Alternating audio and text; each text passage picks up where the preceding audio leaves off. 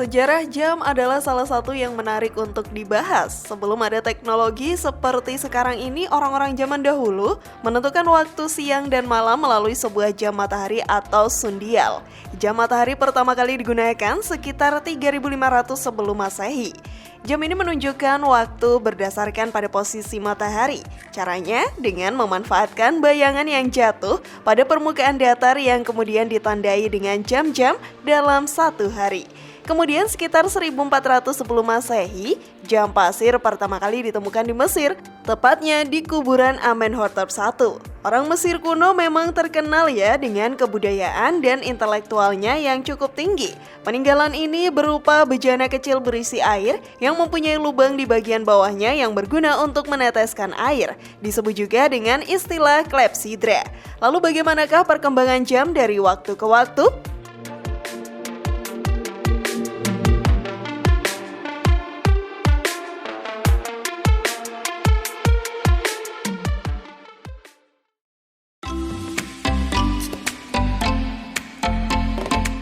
Pocket Watch. Banyak orang beranggapan bahwa Pocket Watch atau jam saku adalah produk horologi yang ketinggalan zaman. Namun sebaliknya bagi mereka yang paham akan cita rasa klasik dan berkualitas, kehadiran leluhur arloji ini bisa menjadi penanda gaya. Sedikit menilik sejarahnya, Kepolovers Pocket Watch diketahui mendominasi ranah horologi pada awal abad ke-20. Namun ketika memasuki dekade 1940-an, jenis arloji ini cenderung dianggap sebagai perhiasan feminin. Hal tersebut disebabkan lantaran banyak kaum pria yang merupakan kolektor terbesar produk horologi menuntut kepraktisan dalam memantau waktu selama tahun-tahun berkecamuknya Perang Dunia I dan II. Namun ketika geopolitik dunia berangsur-angsur stabil dan gaung perdamaian kian luas disuarakan, jam saku kembali menemukan popularitasnya. Terlebih ketika dekade 1980-an, setelan jas 3 lapis khas bangsawan Eropa Barat diadopsi ke dalam prinsip suit and tie pria modern yang secara tak langsung mewajibkan penggunaan tipe jam tangan ini sebagai pelengkap status elegan. Namun sebelum video semakin berlanjut, klik dulu tombol loncengnya ya, biar kalian gak ketinggalan info terbaru dari channel ini.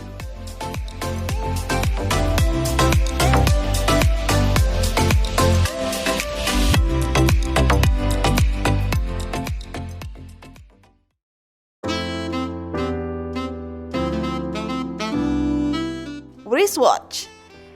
Penggunaan jam saku pada saat itu sedikit merepotkan, ditambah lagi semenjak Perang Dunia I dimulai. Jam tangan sangat diperlukan oleh para prajurit di medan perang untuk mengkoordinasikan taktik dan strategi. Wristwatch ditemukan oleh Peter Henlein, seorang tukang kunci yang lahir pada tahun 1485 di Nuremberg, Jerman. Peter Henlein dinobatkan sebagai bapak jam modern berkat penemuan jam portable yang kita kenal sebagai jam tangan ini. Pada tahun 1500, Peter Henlein mulai membuat jam kecil yang mudah dibawa kemanapun yang dapat digerakkan dengan pegas. Hasil karyanya tersebut yang menjadi sejarah terjadinya jam portable pertama di dunia. Tombol pada jam portable buatannya tersebut ditempatkan di atas perangkat dan hanya menunjukkan jarum penunjuk jam. Bahkan karyanya sampai membuat kagum ahli matematika ternama saat itu.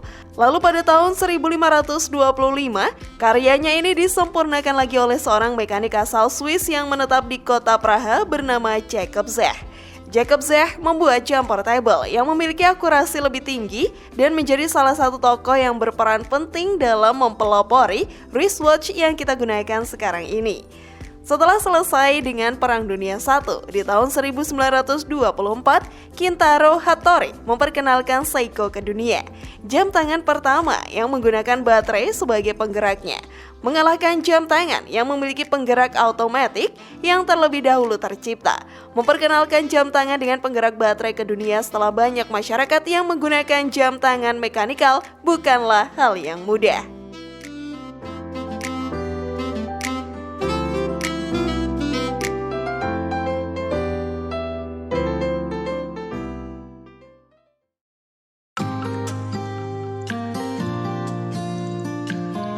The Quartz Crisis. Di awal perkembangannya, teknologi jam tangan hanya mengenal movement otomatik atau mekanik. Tak heran jika pada masa itu industri jam tangan sepenuhnya didominasi oleh perusahaan-perusahaan Eropa yang memang mempelopori inovasi perkembangan jam otomatik. Namun di tahun 1969, untuk pertama kalinya, jam tangan bertenaga baterai alias quartz dirilis oleh perusahaan watchmaking raksasa Jepang yakni Seiko.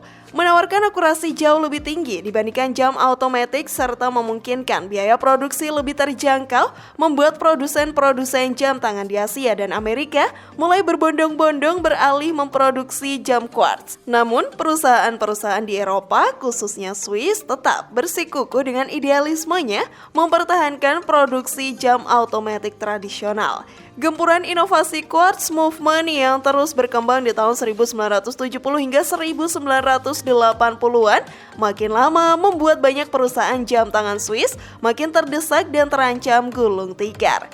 Kondisi krisis di industri jam tangan Eropa akibat penemuan jam tangan quartz inilah yang dikenal dengan nama quartz krisis.